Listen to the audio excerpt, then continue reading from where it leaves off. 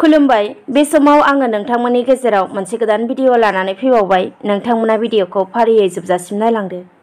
दिनै 6 सेप्तेम्बर अदेबानि समबार। दिनैनि सानखालि बिटिआरनि गाहाय मावफुंगिरि सोद्रोमा प्रमद बर'आ तामुलपुर विधानसभा बियाबनि एमएलए रुंसारि लेहराम बर'नि खाम्फा लुफुंनो थाखाय लाइखुन्थिया गायसंदों। बिनि उनाव तामुलपुर जिल्ला इउपिपिएल लाइमोन गांखंनि बानजायनायाव रुंसारि एमएलए लेहराम बर'नि मुङाव जोलुर बादायलायनाय हाबाफारिखौबो बेखेवना होयो।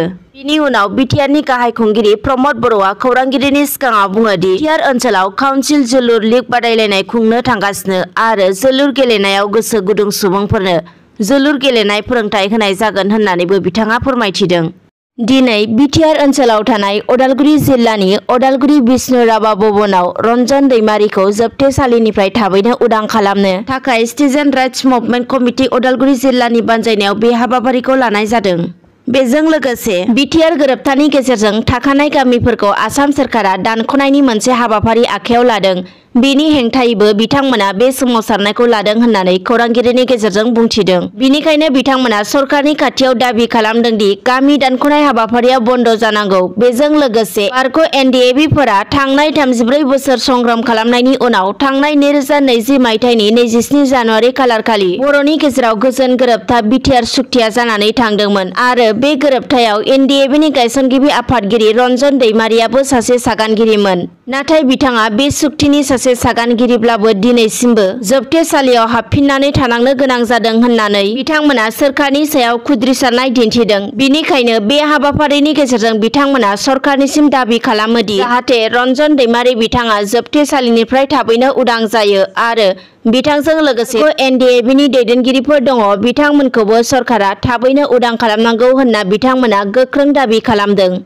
आसाम सोरखारा थाबैनो 23,000 फोरोंगिरिफोरनो साख्रिनि थिसनलाइ गथायगोन। बे बाथ्राखौ बुंदों आसामनि सोलोंथाइ मन्त्रि रनज पेगु बिथाङा आरो गिबि फोसावलाइ एबा फोरोंगिरि थिसननायनि हाबाफारिया फैगौ 9 सेप्तेम्बरनिफ्राय जागोन होनना बिथाङा मिन्थिहोदों।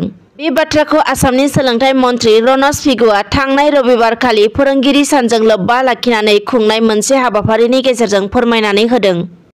28 नं गसाइगाव बियाबाव उफ्रा बिसायख'थि जानो थांगासिनो। बेखौ नोजोर होनानै बिजेपि दोलोआ गसाइगाव महकुमानि सिङाव थानाय सराइबिल गायदे हेलेना कमिटि नब्लाङाव सराइबिल मण्डलनि बानजायनायाव मोनसे जयनिं हाबाफारि खुंफुंदों। मोनथिनो मोननायाव बे जयनिं हाबाफारियाव गुबुन गुबुन राजखान्थि हान्जाजों लोब्बा थानाय सा 300निबो गोबांसिन सुबुंफोरा बिजेपि दोलोआव हाबफैदों होनना खौरां मोननो हादों। दानिया गुबुन खौराङाव फैदो। प्रमद बर' दैदेननाय बिटिआर सरकारा बिसायख'थिनि समाव रायजो राजाफोरनो खोथा होनाय बायदियै बिटिआर ओनसोलाव थानाय निखावरिनि जेंनाखौ फोजोबस्रांनायनि थांखियै गोख्रों खामानि मावनो लानायखौ नुनो मोन्दों। बेबायदिनो दिनैबो खौरां मोननो हानाय बायदिब्ला गसाइगाव महकुमानि सिङाव थानाय गङिया गामिनि गोरिब नखरफोराव बिटिआरनि मावफुंगिरि सोद्रोमा अखिल मुसाहारिया दावबायहैनानै खौरां लाहैदों आरो बिथाङा बे ओनसोलनि गोबां गोरिब नखरफोराव दावबायहैनानै गासैबो जेंनाफोरखौ लानानै गुवारै सावरायलायो।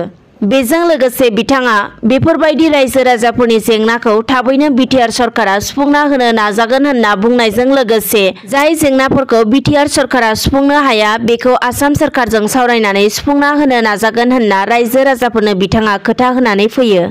गुबुन फारसेथिं बिथाङा बुंबावो दि कुसुगाव बियाबाव गोबां रायजो राजाफोरनि सरकारनि न'फोरा आबुङै लुफुंजायैखौ मानो लुफुंजायाखै बेखौ नायबिजिरगासिनो दङ होनना फोरमायनायजों लोगोसे नायबिजिरनायनि गेजेरजों जाय बिथांमोना बे जाथायजों सोमोन्दो दङ बिथांमोनखौ जेलाव दैथायहरनाय जागोन होनना बिटिआरनि मावफुंगिरि सोद्रोमा अखिल मुसाहारिया खौरांगिरिनि गेजेरजों बुंथियो। गसाइगावआव दिनै गोजाम मुगानि गंथाम थुंग्रि बोखांनो हादों।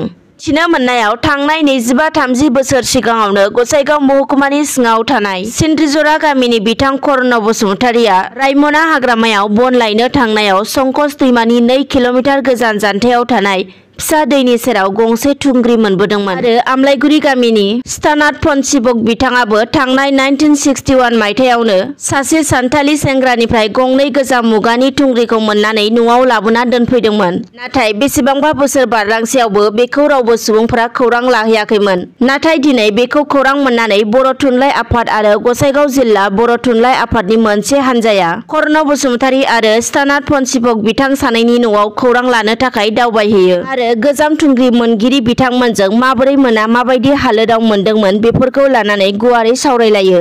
आरो बेफोर गोजाम थुंग्रिफोरा जारिमिनजों सोमोन्दो थानो हागौ होननानै मिउजियामाव दोनैनो बिटिआर सरकारनो गथायना होनो थाखाय बिथांमोनखौ खावलायो। आरोबाव फैबावदो, तामुलपुर बिधानसभा बियाबनि बारग' एमएलए इमानुएल मुसाहारि बिथाङा रायजोआव जानो गोनां उफ्रा बिसायख'थिखौ गेलेनो थाखाय बिजेपि दोलोनिफ्राय टिकेट मोननो हास्थायदों। मोनथिनो मोननायाव बिजेपि दोलोआ तामुलपुर बिधानसभा बियाबनिफ्राय इमानुएल मुसाहारि बिथांनो बिसायख'थि गेलेनो टिकेट होआब्लाबो बारग' एमएलए इमानुएल मुसाहारि बिथाङा गाव हारसिङैब्लाबो उदां बिजाथि महरै उफ्रा बिधानसभा बिसायख'थियाव गोख्रोङै बाहागो लागोन होनना खौरां बिजोंनि गेजेरजों फोरमायथिदों। दिनैनि भिडिअ'आ बेखिनियानोसै। गोजोन्थों।